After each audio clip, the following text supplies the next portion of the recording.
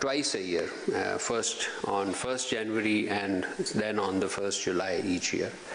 So the Indian government, I understand, is also sharing the list of Pakistani prisoners in their custody with our High Commission in New Delhi. And also today, Pakistan and India exchanged the list of their respective nuclear installations pursuant to the agreement on prohibition of attacks against nuclear installations and facilities between Pakistan and India, signed on 31st December 1988. The agreement provides that both countries shall inform each other of their nuclear installations and facilities falling within the definitions of the treaty on 1st of January each calendar year. Accordingly, the list of nuclear installations and facilities in Pakistan was officially handed over to the representative of the Indian High Commission in the Foreign Office today, and I understand that the Indian government is also sharing the list of Indian nuclear installations with our High Commission in New Delhi today. Ladies and gentlemen, you must have seen our press release, you covered it, issued yesterday, expressing deep concern over resurgence of violence in Yemen. Pakistan reiterates its support and firm commitment to the unity and territorial integrity of Yemen, as well as efforts aimed at establishing lasting peace and stability in the country. In this regard, Pakistan strongly opposes unilateral steps by any Yemeni party that may further escalate the situation, undermine peace efforts, and threaten peace and stability of Yemen, as well as that of the region. Pakistan welcomes regional efforts for de-escalation of the situation and maintaining peace and stability in Yemen. Pakistan also expresses solidarity with the Kingdom of Saudi Arabia and reaffirms its firm commitment to the security of the kingdom. Pakistan maintains its firm support for the resolution of Yemen issue through dialogue and diplomacy, and hopes that Yemen's people and regional powers work together towards inclusive and enduring settlement of the issue, safeguarding regional stability. And last evening, our Prime Minister, Mohammed Shahbaz Sharif, held a telephone conversation with His Royal Highness Mohammed bin Salman bin Abdulaziz Al Saud, Crown Prince and Prime Minister of the Kingdom of Saudi Arabia. Both leaders reaffirmed their shared commitment to further strengthening of the long-standing fraternal bonds between the two countries, and that had attained new heights during recent months. The two leaders also discussed and exchanged views on regional situation and current developments. The Prime Minister emphasized upon the need to maintain unity and harmony among the ranks of the Ummah in the midst of various current challenges.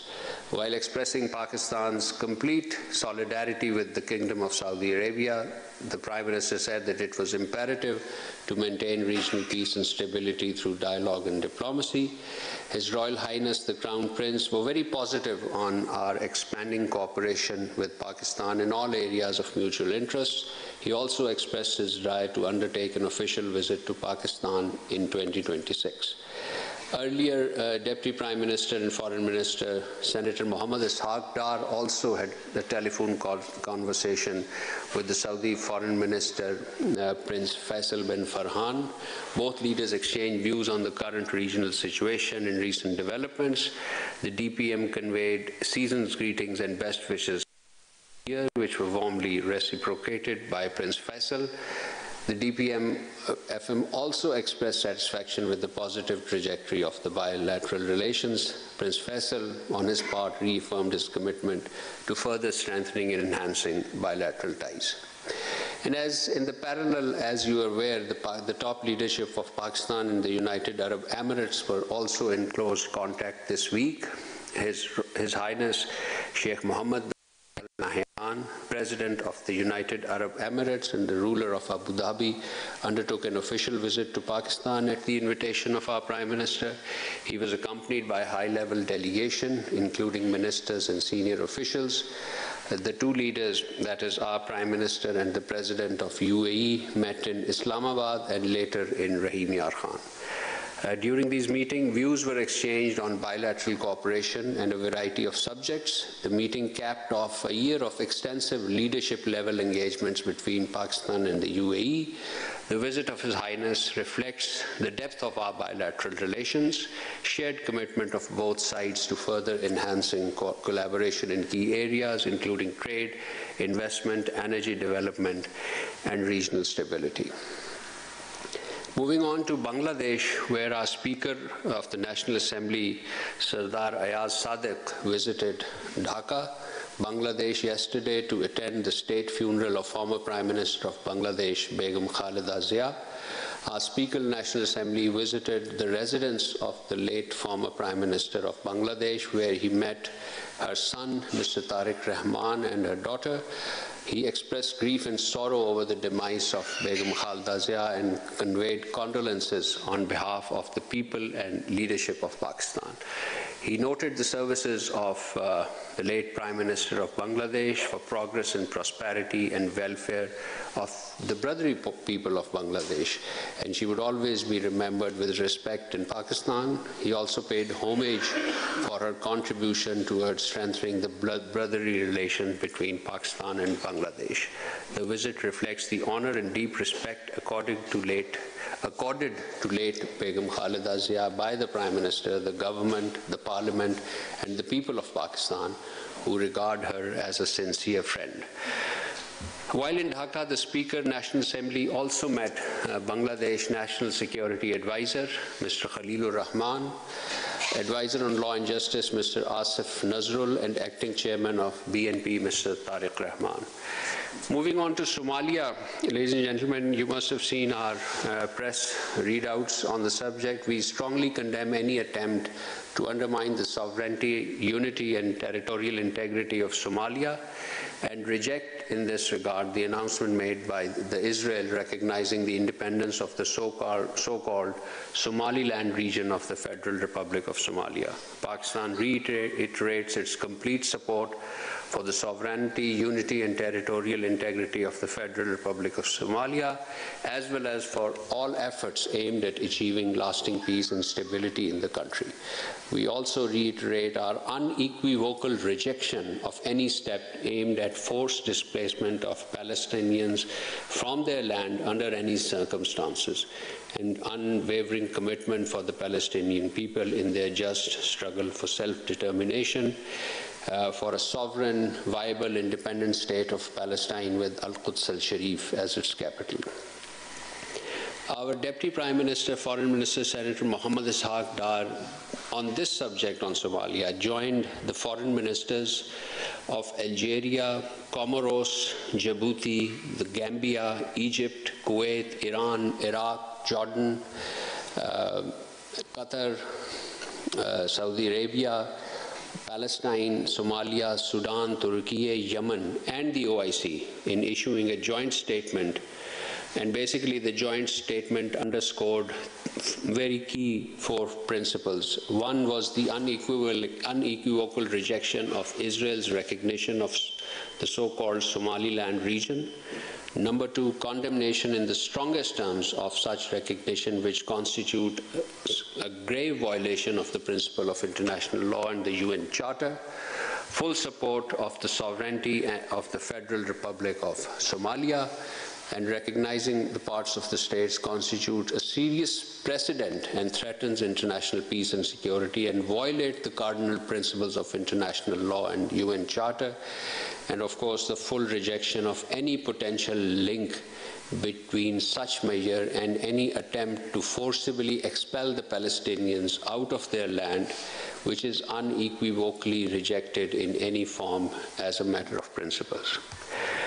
Moving on to the telephone calls that the DPM foreign minister had with his counterparts this week. One was I mentioned about his telephone call with the Saudi foreign minister. He also received a telephone call from the governor of Tabuk, Prince Fahad bin Sultan bin Abdulaziz. The governor of Tabuk conveyed season's greeting and best wishes to our DPM, and the 2 dignitaries exchanged desire to expand cooperation in the areas of mutual interest. Our Deputy Prime Minister, Foreign Minister, also received a call from the Foreign Minister of Uzbekistan, His Excellency 𝗕𝗿𝗵𝗀𝗺𝗀𝗺. Foreign Minister 𝗕𝗿𝗵𝗺 further confirmed the visit of the President of Uzbekistan next month. Views to Pakistan next month. Views were exchanged on regional and international developments, on ways to enhance bilateral relations by deepening cooperation. And our Foreign Minister also received a call from the Foreign Minister of Somalia, Mr. 𝗕𝗿𝗵𝗶𝗿. The DPM reaffirmed Pakistan's full support for sovereignty of Somalia and condemned any action aimed at undermining it. The Somali Foreign Minister thanked our Deputy Prime Minister for standing by Somalia and for Pakistan's continued and sustained support. He also sought Pakistan's assistance in raising Somalia's concern in the United Nations Security Council, to which, as you know, Pakistan is the current member. And on his part, the DPM reaffirmed our full support. And DPM also received a call, held a telephone conversation with the Foreign Minister of Egypt, Badr Ahmed Mohammed Abdullah. The two leaders expressed satisfaction at the positive momentum in bilateral relations and the shared views on regional and global developments, especially Somalia and Yemen. They reaffirmed their shared commitment to promoting regional peace, stability, and development. We also announced last evening that Pakistan and China will hold the 7th round of Pakistan-China Foreign Ministers level strategic dialogue on 4th of January in Beijing. This dialogue takes place at the level of foreign ministers, as you know, and our DPM will be visiting China in this regard at the invitation of his Chinese counterpart, Mr. Wang Yi. The Foreign Ministers' Strategic Dialogue is the highest consultative mechanism between Pakistan and China, providing a structured review of the entire spectrum of bilateral cooperation, as well as regional and international developments of mutual interest. Finally, ladies and gentlemen, I have information to share. During the last briefing of the Foreign Minister on Saturday, a few colleagues had asked about the issue of stranded Pakistani nationals who are in Afghanistan there because of border closure. And we have to inform you that since the closure of our border, our embassy and consulate have consistently been in touch with the Pakistani nationals in Afghanistan, including students who have sought assistance for their repatriation. The mission is also in contact with Afghan authorities regarding their safety and well-being, and are coordinating with the relevant authority to ensure their safe return. As of now, this was as of today morning, 15 students and 291 individuals who were in contact with our embassy have safely returned to Pakistan, for which our embassy undertook requisite coordination with local authorities and offered necessary assistance. And a total of, you may note that a total of 1,199 Pakistanis approached our embassy in Kabul seeking assistance for their return. These include 549 students and 402 individuals, including those with the families. And out of those, as I said, 15 students and 291 individuals have already returned to Pakistan by air. I'll conclude at that and open the floor for question answers. Yes, sir.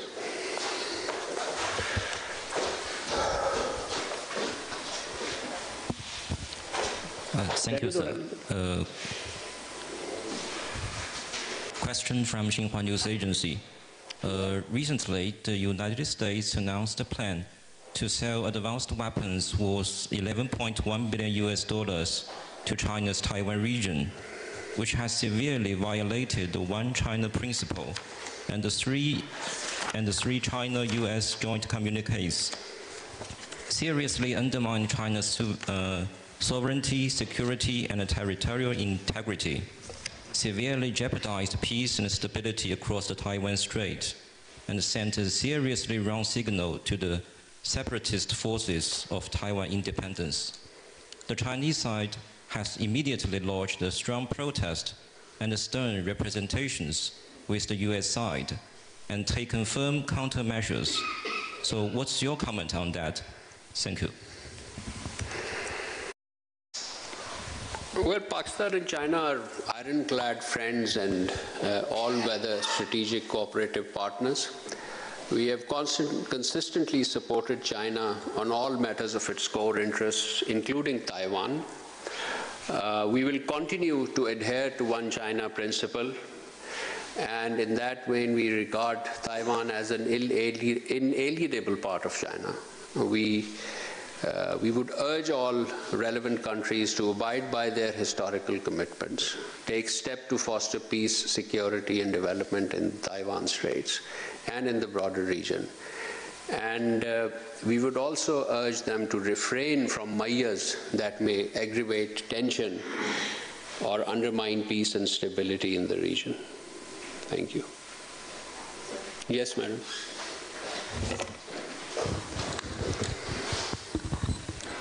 Thank you, sir. I am 𝗕𝗏𝗀𝗀 from Pakistan Television. Sir, India has granted approval for 𝗕𝗏𝗀𝗀-ST-Stage 2 hydropower project on Chenab River in IIOJK, which is a clear violation of Indus Water Treaty. So what do you have to say about this matter? Thank you. Yes, we have seen these media reports regarding Indian plans to construct 𝗕𝗏𝗀𝗀-Stage 2 hydroelectric project on the Chenab River. Obviously, these reports raise serious concerns, as no prior information or notification was shared with Pakistan with regard to this project. And sharing of this is mandated by the Indus Water Treaty of 1960. So such acts of commission and omission yet again exemplify a complete disregard of international law and of bilateral treaties. The Pakistani Commissioner for Indus Water has sought clarification from his counterpart in India regarding the nature, scope, and technical details of the reported projects. And he also wishes to ascertain whether it constitutes a new run-of-the-river project, an alteration, or an additional work on an existing plant that may result in a material change or involve any form of storage work that would affect downstream water flows. As you know, under the Indus Water Treaty, India cannot misuse its restricted allowance for unilaterally building any hydroelectric projects on the western rivers. And any such project on the western river is subject to strict design and operational controls, as well as information sharing requirements. So in the absence of formal communication from the Indian side, Pakistan is obviously unable to assess the project's conformity with the treaty provisions, and we therefore call upon India to urgently return to treaty compliance and respond to the queries raised by our Indus Water Commissioner in his latest as well as in his earlier communications about the project that you referred to and certain other projects. So Pakistan reiterates that Indus Water Treaty remains a binding international agreement. The decision by the Court of Arbitration in June and August 2025 have unequivocally endorsed the IWT's validity, and no unilateral decision or defiance can alter this reality. I'll also reaffirm that Pakistan remains committed to peaceful resolution of disputes and issues with India, but we will never compromise on our existential water rights of our people.